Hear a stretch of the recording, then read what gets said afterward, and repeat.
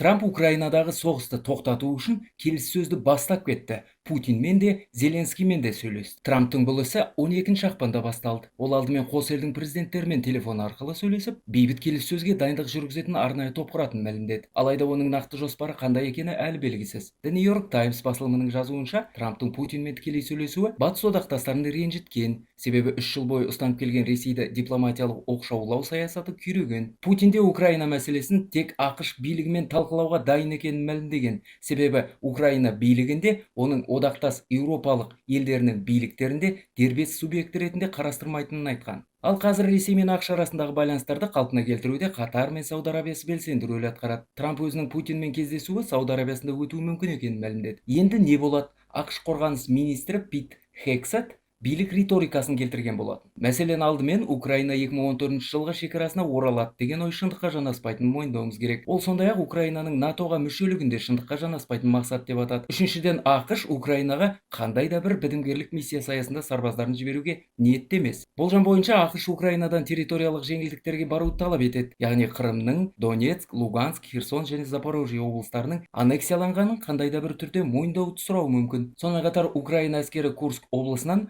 ал ресейлік әскер Харьков облысынан кетуі ықтимал. Маңызды өзекті жаңалықтар Ақылтай лайф деп аталатын телеграм арнамда сілтеме профилінде жазылып қойыңыз.